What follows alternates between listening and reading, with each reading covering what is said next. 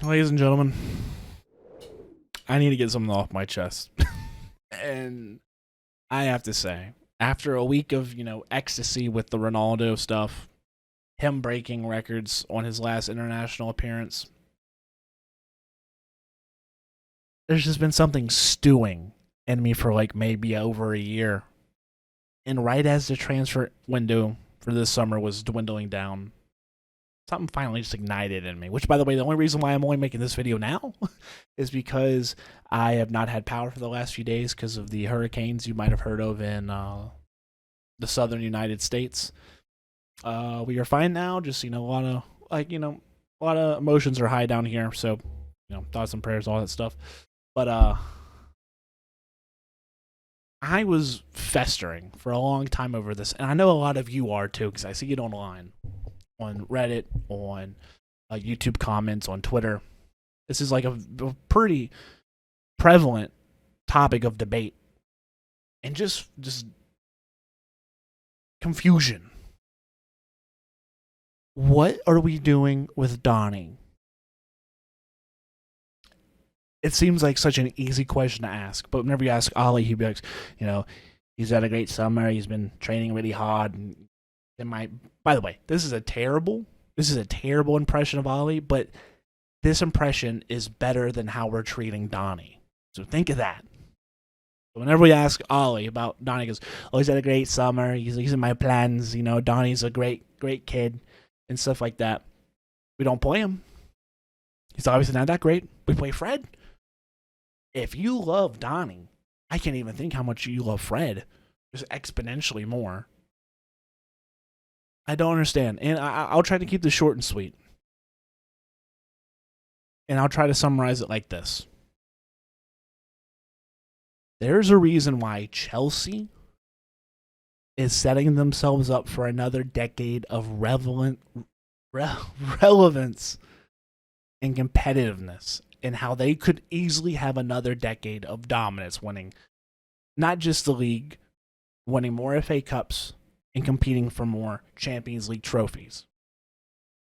Not only do they have a war criminal giving them all the money that they want, they also have a board that'll take the money from the war criminal and go, okay, and we're going to offload a bunch of deadwood and we're going to balance the two.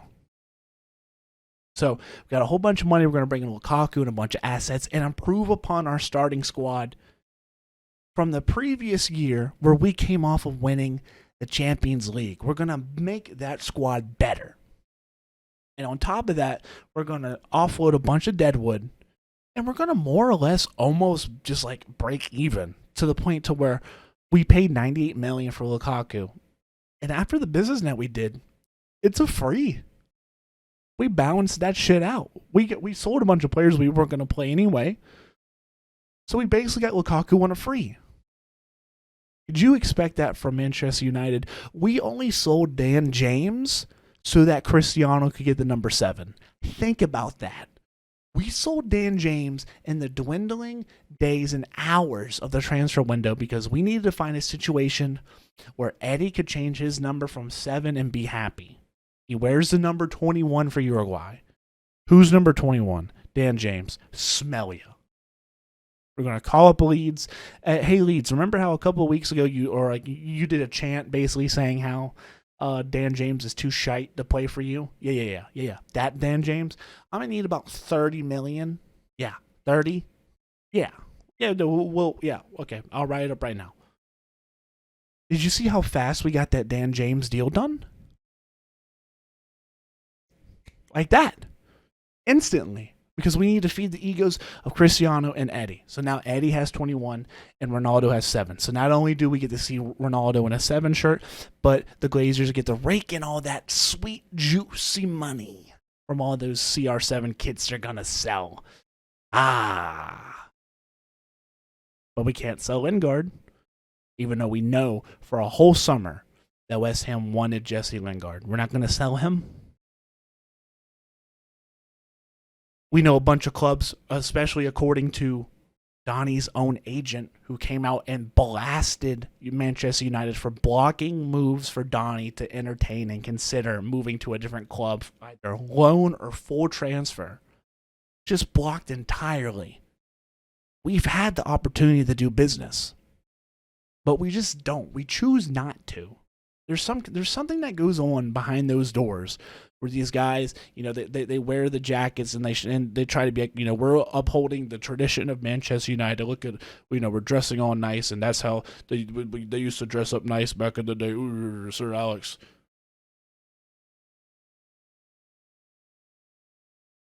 There's a reason why Chelsea's just leaving us in the dust, and we're going, eh. And you want credit for Jadon Sancho, who you should have signed last season. So this isn't even like a summer transfer for this season. This is just a delayed previous year transfer. And you're just lucky you got a good deal because of the COVID crash. And then you got Varane on a deal that literally anyone would have done if they could have. So what? And then you were forced to signing Cristiano because he was having his agent kind of flirt with Manchester City. So you had no choice really to make any of these transfers, because if you had a choice, you probably wouldn't have done them all. Realistically, you wouldn't have done them all if you really didn't have a choice. And what do we have from it? Yes, we have a great squad. We have a great squad. Manchester United need to be going into the last week of this season expecting to be competing for silverware. Absolutely no questions, no ifs, ands, or buts about it. But we still have Fred in the midfield. You could have sold Donny. You could have sold Donny and used that money. You could have sold Lingard and Donny and used that money to get Saul. Chelsea picked up Saul. They already have Jorginho. They have Conte. They have Kovacic. And we have McFred and Matic, who can, play every, 2 games or so. It can only play maybe 70 minutes of that game before gassing out. Jokes, absolute frauds, absolute fraudulent behavior. Chelsea can do the business, but we can't. That's the difference. Chelsea wants to do the business, and they do it. Manchester United can do the business and chooses not to. So why? Why aren't we selling Donny? We're not going to play him. It's that obvious. The words mean nothing. Actions mean more. And Ole has no apparent plan to play Donny at all, except for maybe 2 or 3 times whenever we rest Bruno towards the end of the season. Is that your plan? It's a shit plan if that's your plan. With peace and love, Ole, that's a shit plan. That is a terrible plan. If that's your plan to use Donny is towards the end of the season whenever we need to rest Bruno or something like that, isn't that what Juan Mata's just chilling in the locker room collecting a salary for 2 or 3 appearances this season? I don't understand. I do not understand. Is that your plan? It's a terrible plan.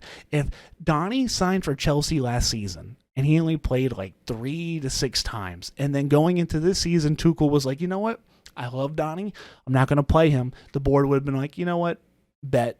Agreed. And then the next day, they would have gotten a deal done for $30 million. And we're just going to sit on this kid and just squeeze him dry. Just let him collect dust on the side, watching him do little Sudoku puzzles with Tom Heaton. And then he's going to leave on a free with his market value depleted, formative years of his career just gone, wasted. For what? For what reason? No reason at all. Except for some weird fetish of cruelty that it seems like the board and Ole have towards Donny. But that's the only way I can rationalize this kind of behavior. Truly, it's the only way I can rationalize this kind of behavior. I hate that I have to give Chelsea so much credit all the time. Whenever I see Chelsea doing amazing business, I cannot say with good faith that even though we had some of the biggest signings in the longest time in our club, I would love to say that Cristiano Ronaldo won the summer for us. Chelsea destroyed us in the transfer market. And if you don't believe that, you're insane. You're insane if you don't think that Chelsea blew us away in the transfer market, because it's not all about just what you bring in. It's how you balance out the team. It's how you balance out the balance sheet, because the Glazers just love debt. It seems to be they just wake up every morning and they go, how can I drive the club into more debt? Chelsea has a war criminal and a board, and they both find a way to balance that shit out. And what do we have? There's a bunch of idiots. A bunch of idiots that make Americans like me, because anytime I voice my opinion, people probably will think, oh, American, probably pro-Glazer, probably has the mindset of a Glazer because he's a dumb, stupid American. That's what Glazers do. They leave a plague of just nonsense around. And I love Ollie. I've built a sturdy wall of defense that anytime my friends or anyone online wants to come to Ollie about, calling him a PE teacher or a bum or saying that he's a fraud and stuff like that, I have my wall built and ready to go to defend that man. But this Donny thing has just formed just a little crack that's been slowly running down this wall. I'm telling you, when the storm comes and that water breaks through that crack and everything floods to shit, I'm going to be sitting there going, I should have seen it. I should have known the whole time that I was wrong. Maybe Ollie is not the guy. Because look at that crack. Look at that crack in the wall this whole time. He was leaving breadcrumbs the entire time about how he couldn't even manage the balance sheet of our squad to the point that we have just a glutton of depth that's not even necessary whenever we could be making moves to get better. Because if Donny's a depth play, it's a terrible depth play. Because you're not playing him. He's not a second string guy. You're not going to play him. If McTominay gets injured, you're not going to play Donny. You're still going to play Fred.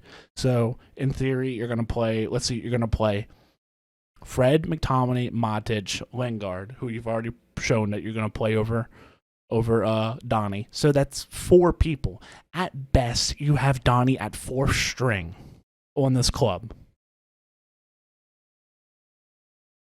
For what? And on top of that, you already have Martial. You have Rashford coming back sooner than later. You just got Cristiano. You got Greenwood. You got Sancho. You got Eddie. If this is the plan, it's a shit plan. A good plan would be to sell Donny and to use that money. We could have gotten Saul. Chelsea got Saul. They already got Conte, Kovacic, Jorginho.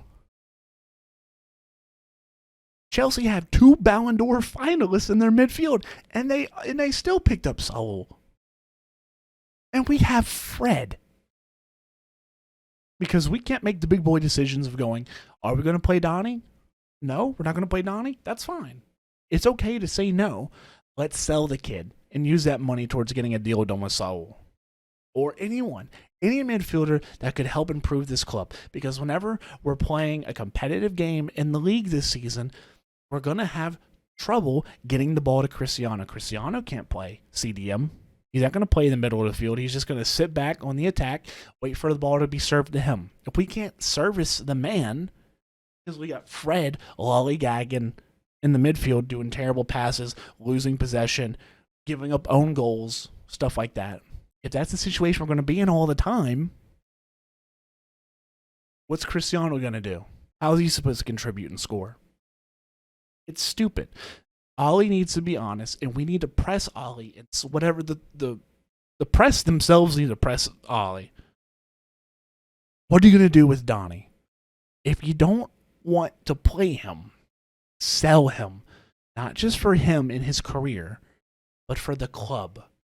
Because it doesn't help us just seeing him on the bench. It doesn't help anyone. God, I hate giving credit to Chelsea. I really do hate giving credit to Chelsea. I really do. This would never be a problem for them. Would never be a problem in the Chelsea boardroom. Go, oh, not playing him? All right. Hey, Jose, you want Donny to come to you to Roma? Yeah. Say about 30 million. What do you say? You don't care? 35? Fantastic. And they would get that deal done. Jokes. Jokes. You think that bringing Cristiano Ronaldo in a deal, you think like that earns you like some leniency and stuff? You're already getting your, pat on the back with all the kit sales that we're getting for the Ronaldo jerseys. I know that's what you secretly want. I know that's what the board just wants, just kits being sold. It's just, but even using that same thinking, you want kits to be sold and you want to make money. If you sold Donny, you sold Jesse Lingard, you could get a bigger name to sell more kits. It don't even make sense whenever I'm trying to make sense for how you operate. I'm trying to make sense for how you do what you do, and you still can't make sense. Idiots. What are we doing with Donny van de Beek? If we're not playing him, sell him. If we're going to play him, don't sell him. But I am tired of seeing us get embarrassed in the press because agents are coming out and saying, for no reason whatsoever, I'm not allowed to be an agent for my client. I'm not allowed to go and talk to other clubs who are interested in him. They say, hey, we see Donny sitting on the bench. We would love Donny to come play for us. I'm not allowed to talk to them because Manchester United are saying no. Why are we saying no? Why are we denying good business from being done if we're not going to play that kid? We're ruining his career, and we're ruining our chances at finally getting 21 secured and brought back home. Grow up. It doesn't take a kid who's played Football Manager for one year to know that these are just simple things. These are simple things to do. And you just bottle it. You bottle the easiest chances that you can get. Literally, we're setting you up for just a tap in. And you can't follow through. And if it's on the board, doesn't surprise me because the board is always stunk. Always stunk. If it's Ollie, that's super disappointing, and that crack's just going to get bigger until it's a big gaping hole.